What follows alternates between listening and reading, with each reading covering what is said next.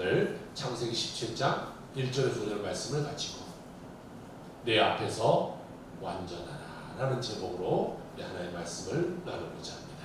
우리 PPT를 한번 띄우시겠어요? 여러분 이런 그림을 보신 적이 있는지 모르겠어요.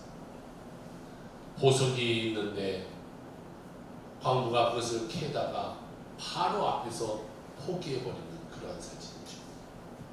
또 그 다음 사진은요, 우리가 기도를 열심히 하는데 기도의 응답이 바로 앞에 있는데 기도를 멈춰서 응답하지 못하는 그러한 내용의 그림들입니다.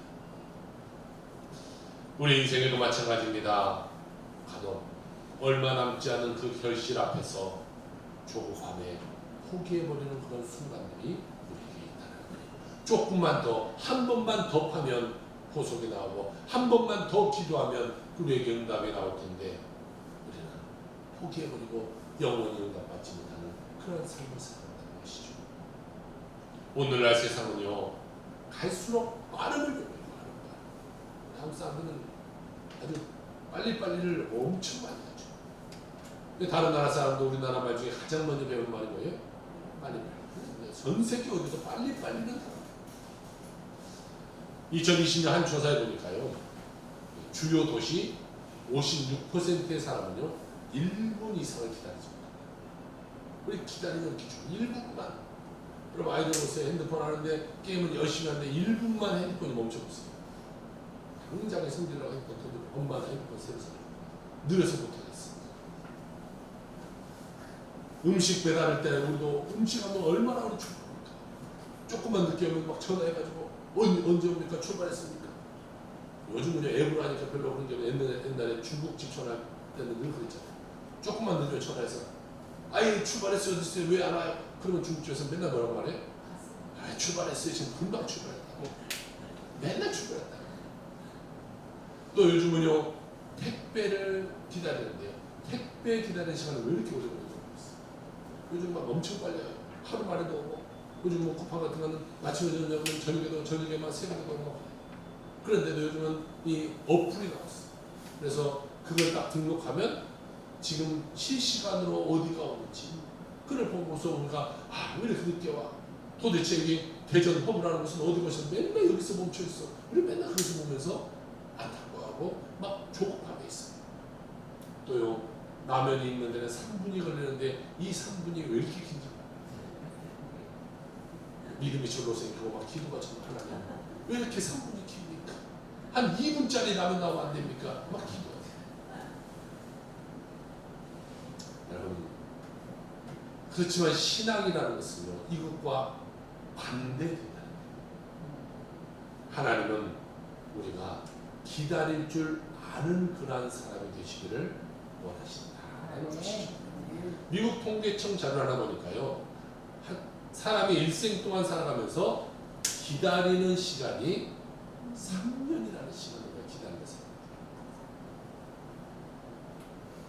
신호도 기다리고 버스 기다리고 또 요즘 병원 엄청 다니니까 병원 가서 대기 시간 기다리고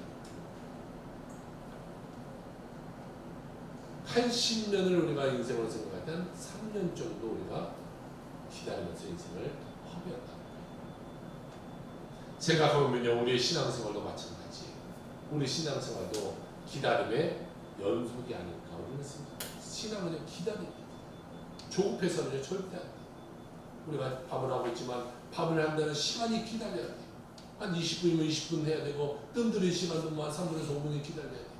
중간에 못하고 계속 밥 뚜껑 열어보면요 밥이 설려서 먹을 수가 없어요. 이 기다림이라는 것은 모든 삶 가운데 필요하고 신앙생활 가운데도 필요한 거죠. 폴 틸리가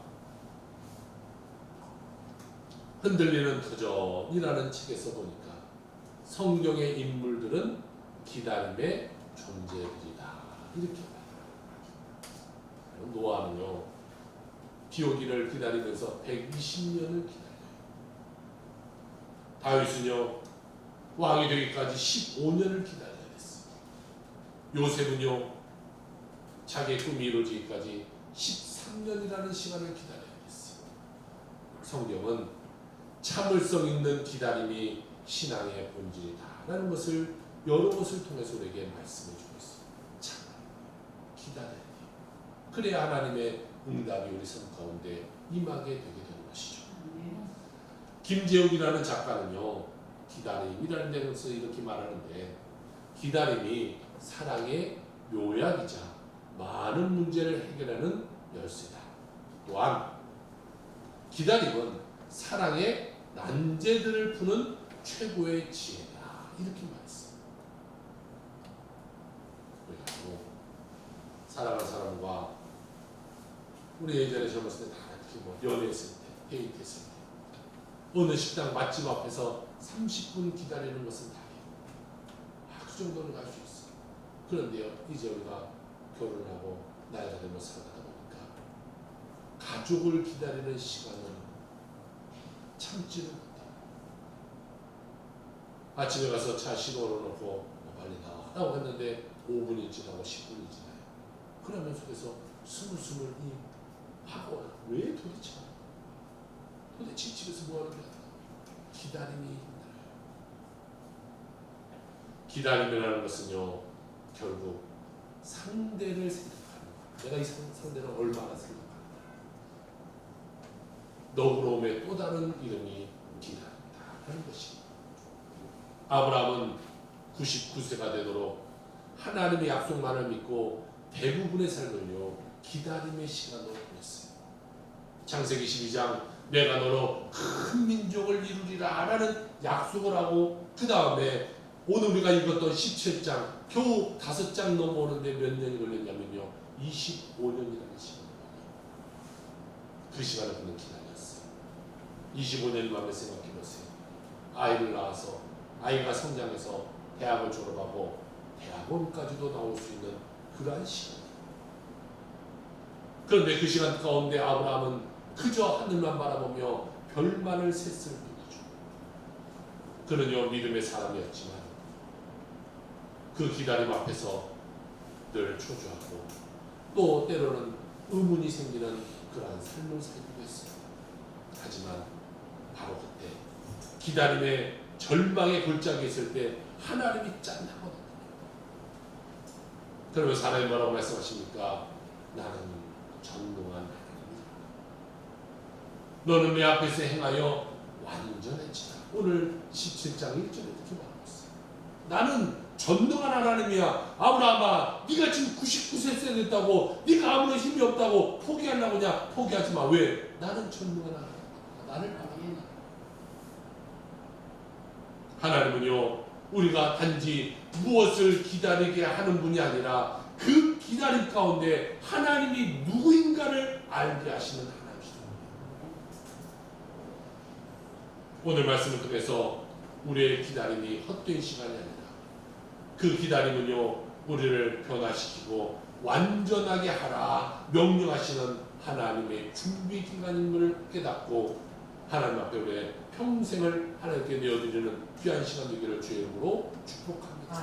오늘 성경에 보니까 첫 번째로 우리에게 하신 말씀은 아브라함에게 임했던 그 말씀을 우리에게 주고 계신데, 아브라함이 99세 때 하나님이 찾아와서 이런 말씀을 하십니다. 오늘 17장 1절입니다. 같이 읽어봅시다. 나는 전능한 하나님이라 너는 내 앞에서 행하여 완전하라 라고 말씀하고 있습니다. 여러분, 이 말씀이 하나님 다스리니 격려야 기다려. 나는 전능한 하나님 기다려. 이렇게 말하는 것이 격려가 아니에요. 지난 25년의 기다림을 딱 정리해주고, 아브라함아, 나 전능자 하나님을 믿고 우리 새 출발하자, 새롭게 나아가자. 그 삶의 시작을 다시금 주시게 되는 것이죠. 사람 나이 99세라면 무엇을 의미합니까? 현대의 기준으로 보면요, 99세는 이제 모든 것을 정리해야 될 때예요. 무언가 하려고 했던 것도 내려놔야 되고요. 이제 주님이 오실 그날을 기다리면서 살아가는 나이가 된 것이에요. 그런데 하나님은요, 은퇴의 나이에 있는 아브라함에게 그와 함께 하셨다. 아브라함은 자신의 몸이 이미 죽은 지 오래다 이렇게 고백할 만큼 그는 절망 가운데 있던 사람이에요. 그런데 하나님이 거기에서 아브라함에게 나타나서 뭘 말합니까? 아브라함아, 나는 전능자야. 나에게는 불가능이 없어. 그러니까 나를 만나고 다시금 너는 믿음을 가져라라고 말씀하는 거예요.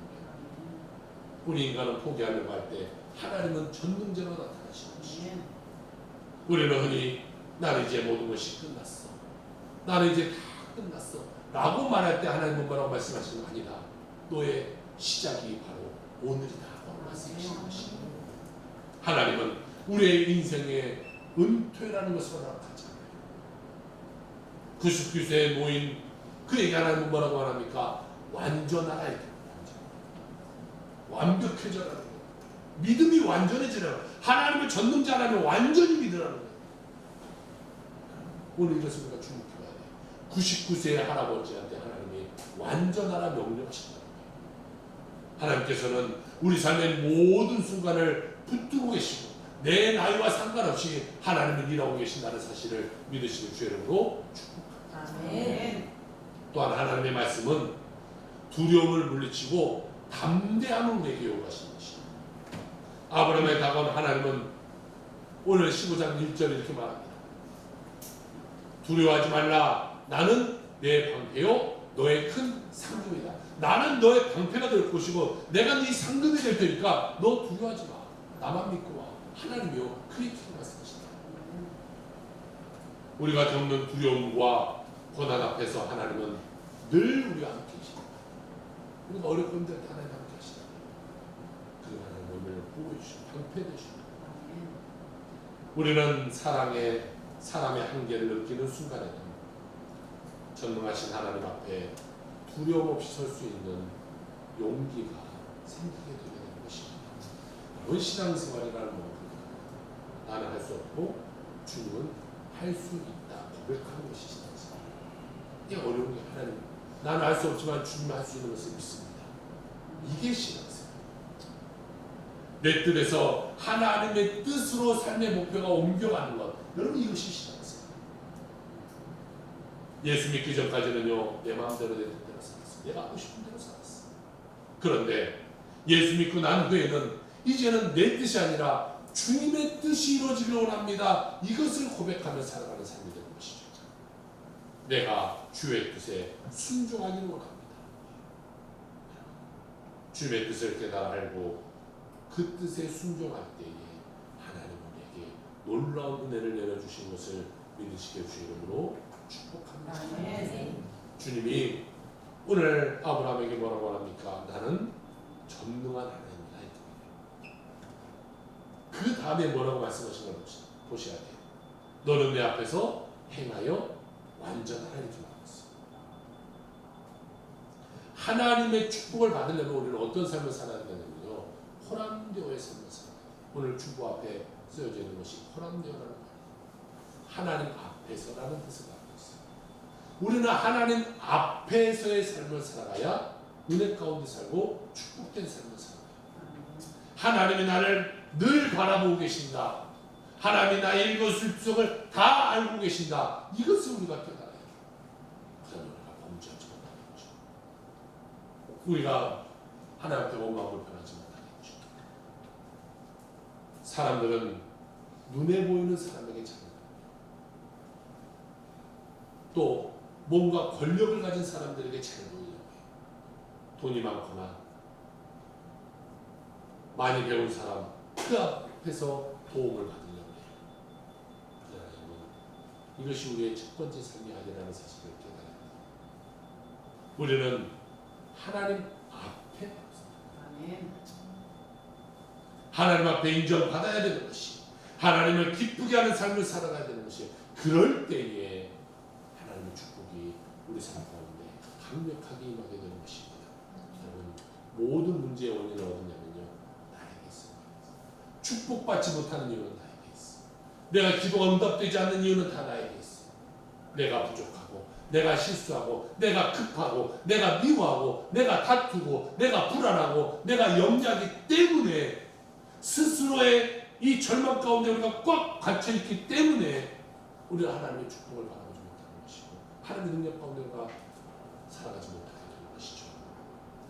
여러분 이제는 나를 바라보지 말고 하나님 바라보며 살아가는 삶이 되시기를 주의 이름으로 축복합니다. 아멘. 내 생각 따라 살아가지 말고 하나님의 뜻과 하나님의 말씀 따라가며 살아가 하나님 주시는 복을 다 받아 누리는 여러분의 모든 삶이 되시기를 주의 이름으로 축원합니다.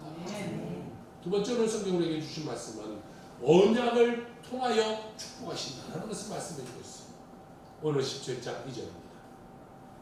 같이 읽습니다. 시작. 내가 새 언약을 나와 너 사이에 두어 너를 크게 번성하게 하리라 하시니 할렐루야. 하나님의 언약을 세우고 너를 크게 번성하게 하신다고 말씀하고 있어요. 여러분, 이 약속은요, 아브라함이 벌써 갈대아 우르에서도 몇 차례 하나님이 약속하신 그런 말씀이에요. 창세기 12장 2절에 이렇게 말씀하셨어요. 내가 너로 큰 민족을 이루고 내게 복을 주어 내 이름을 창대하게 하리니 너는 복이 될지라. 13장 16절에 또 한 번 다시 강조하고 있는 것을 봅니다. 내가 내 자손이 땅의 티끌 같게 하리니 사람이 땅의 티끌을 능히 셀 수 있을진데 내 자손도 세리라. 또한 15장 5절에 가서 보니까 그를 이끌고 밖으로 나가 이르시되 하늘을 우러러 무뼈를 셀 수 있나 보라. 또 그에게 이르시되 내 자손이 이와 같으리라. 하나님은 그에게 말씀하시고 또 말씀하셨어요. 그런데 한번 생각해 봅시다. 그런데 하나님 그렇게 말씀하셨는데 환경이 바뀌었습니까? 환경은 전혀 바뀌지 않았어요. 갑자기 젊은 여자가 뿅 하고 나타나서 아브라함 아빠 나하고 연애해서 아이 낳을까 이렇게 나오지 않았어요. 아브라함의 몸에 갑자기 막 젊어지고 회춘하고 청년의 뼈같이 힘이 생기고 그러지 않았어요. 나는 쇠해지고 나는 힘이 없다 이렇게 말 죽은 것과 같다라고 그는 표현할 줄. 환경은 아무런 달라짐이 없었어요.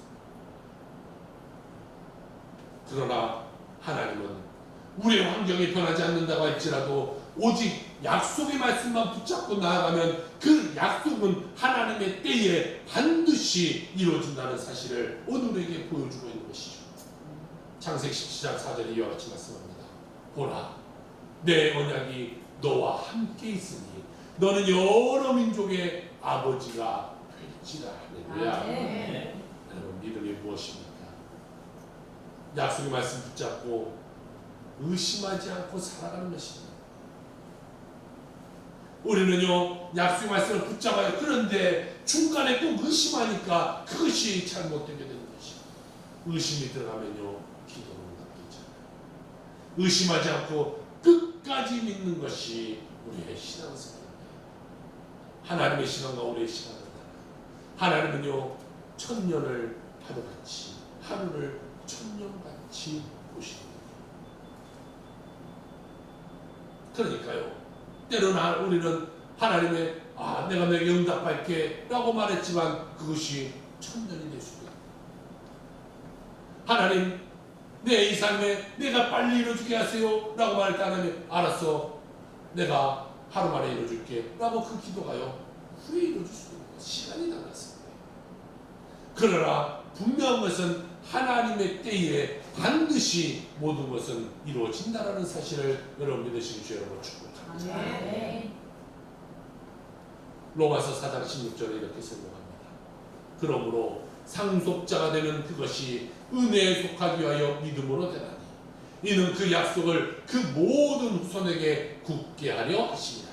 율법에 속한 자에게 뿐만이 아니라 아브라함의 믿음에 속한 자에게도 그러하니 아브라함은 우리 모든 사람의 조상이라 라고 말씀하고 있습니다. 하나님의 축복은요, 믿음으로 수반되는 것입니다. 여러분, 큰 믿음의 사람 되는 주 여러분을 축복합니다. 믿음이 있어요. 늘 불안하고 염려하고 흔들리는 그런 신앙생활 하지 말고 하나님 우리가 믿기로 작성했으면요, 우리가 약속의 말씀 가지고 큰 믿음 가지고 끝까지 신앙생활하는 여러분 삶이 되는 주 여러분 축복합니다. 기도했으면요, 응답 받을 때까지 기도하는 거예요. 중간에 포기하니까 그 기도가 이루어지지 못하고 아까 처음에 보여주었던 그 그림처럼 그 앞에서 우리가 멈춰서게 되는 것이 한 번만 더 파면 엄청난 보석이 이루어질 거예요. 우리는 그 한 번을 못 파고 우리가 포기해버리는 것이, 아무리 내 눈에 보이는 것이 없고 귀에 들리는 것이 없고 손에 잡히는 것이 없다고 할지라도 약속의 말씀만 붙잡고 나아가면 하나님의 은혜와 축복이 여러분 모두에게 임한다는 사실을 믿으시며 나가게 주 이름으로 축원합니다. 세 번째 오늘 성경은 여러 민족의 아버지 아브라함이 되게 하신다라고 말씀하고 있어요. 하나님이 약속의 말씀을 주신 다음에 뭐라고 말하냐면요. 아브라함아, 이제 내가 너 이름 바꿔줄게. 그리고 이름을 바꿔줬는데요. 아브라함에서 아브라함으로 바꿔줘요. 아브라함이라는 것은요, 여러 민족의 아버지, 열국의 아버지 이런 뜻을 갖고 있는 이름이에요. 오늘 10장 5절에 가서 봅시다. 우리 학생들만 봅시다. 학생들 준비하시고 학생들 읽어 시작. 학생이 한 명밖에 없어요. 다시 학생들 다시 하시죠. 학생 다 할 때까지 학생들 준비 시작.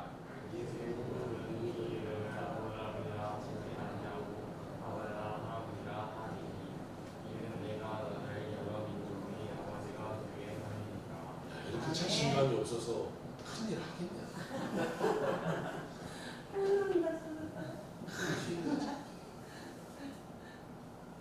아브라함이라는 이름은요, 높은 아버지라는 뜻을 갖고 있어요. 근데 아브라함은요, 열국의 아버지, 모든 민족의 아버지 이렇게 말해요. 이 일반 가정의 아버지가 아니라, 야, 너 이름 바꿔 이제 열국의 아버지, 모든 민족의 아버지로 내가 너를 부를게 이렇게 말합니다. 하나님의 지금 보세요. 지금 아브라함에게 있는 모습이 아니라요, 앞으로 되어질 모습을 보면서 말씀하고 있는 것이에요. 아브라함 지금 아들 한 명도 없어요. 그런데 지금 넌 아들 하나도 없지만 모든 열국의 아버지야. 하나님께 불러주신다. 이런 믿음이 있어야 돼요. 내가 처음에는 무슨 내가 열국의 아버지 아들 한 명도 없는데 이렇게 생각하지만 그렇게 부르는 거잖아요. 사라도 아브라함도 이렇게 부르다 보니까 점점점 그러나 믿음이 생기게 되고 믿음이 생기니까 나중에 100세가 되었을 때 하나님이 그에게 아들을 허락해 주시게 되는 것이, 하나님은요, 여러분의 과거를 보지 않아요. 내가 어떤 문제 가운데 빠지고 어떤 어려움 가운데 빠지고 내가 어떤 삶을 살았는가 이걸 하나님 보지 않아요. 오히려 믿음으로 반응하는 현재 우리를 통해서 미래의 모습을 하나님 바라보시면서 우리에게 말씀하여 주시는 것이죠. 아브라함은 인생의 실패와 기다림의 연속의 삶을 살아왔어요. 하나님은 그 모든 과정을 통해서 이제 그를 복의 통로로 세워주시고 계시는 것이죠. 기다림의 끝에서 하나님은 그를 새 이름으로 부르시면서 말씀하십니다. 내가 너로 여러 민족의 아버지가 되게 하리라. 그는 다 포기해버릴 99세 때에 하나님 말씀하시는 거예요. 아브라함아, 포기하지 마. 내가 너를 열국의 아버지가 되게 열국의 아버지가 되게 만들 거야. 그가 자기 인생을 이제 포기하고 하나님께 맡겼을 때에 그 놀라운 축복의 기도의 응답이 일어나게 되는 것입니다. 여러분, 기도는요, 나를 향해서 하는 것입니다. 하나님께 맡기고 기도합니다. 여러분 모든 기도를 하나님께 맡기고 기도하여 응답받는 여러분의 삶이 되시기를 주 이름으로 축복합니다. 아멘. 하나님은요, 내가 너에게 민족의 아버지가 되게 하리라. 이 말씀은 한 사람의 성공이 아니라 하나님의 새로운 역사를 너를 통해서 시작할게 라는 선언의 말씀이었습니다. 아브라함의 믿음은 한 세대를 넘어 믿음의 계보가 되었고 오늘 우리까지 그것이 쭉 이어지게 되지 않습니까? 우리도 마찬가지. 하나님은 오늘 우리의 현실을 보면서 우리를 부르지 않아요. 자녀를 키워도 그렇잖아요. 자녀의 지금의 모습을 보면서 우리가 살아가잖아요. 이 아이가 나중에 커서 무엇이 될까? 이것을 보면서 살아가는 거죠. 교회도 마찬가지. 이 학생들이 있지만 이 학생들을 보면서요, 지금 모습 이들을 보는 것이 아니죠. 이들의 믿음이 자라고 성장해서 이 나라의 민족 가운데 믿음을 떨쳐내고 나아가는 그런 큰 사람으로 성장해 나갈 것을 보면서 교회는 이들을 가르치고 이들에게 말씀을 전하여 주게 되는 것이죠. 우리의 삶도 마찬가지. 하나님은 지금의 우리를 보는 것입니다. 변화되어 큰일 하는 우리를 보면서 오늘 우리를 부르시고 계시는 것이죠. 세상은 실패자, 늦은 사람이라고 말할지 모르지만 하나님 오늘 우리에게 말씀하십니다. 나는 약속의 사람이다. 너는 나의 약속의 사람이다. 이렇게 말씀하십니다. 하나님은 때로 우리의 기다림을 통해서 새로운 이름을 만들어 주십니다. 실패의 이름이 믿음의 이름으로 바뀌고 낙심의 이름이 소망의 이름으로 바뀌어지게 만들어 주시는 것이죠. 기다림이 끝날 때에 하나님 우리를 새롭게 부르시는 것이, 그리고 우리는 그때 깨달아 하나님 우리를 이때를 통하여 기다려 하시구나. 하나님의 기다림은 우리에게 축복의 통로였구나 라는 것을 깨닫게 되는 것입니다. 아브라함처럼 하나님 앞에서 새 이름을 받는 자들 다 되길 주 이름으로 축복합니다. 그 이름은 하나님의 사람, 믿음의 사람, 그리고 복의 근원이 되게 되는 것입니다. 사랑하는 성도 여러분, 우리의 기다림은 결코 헛된 것이 아니에요.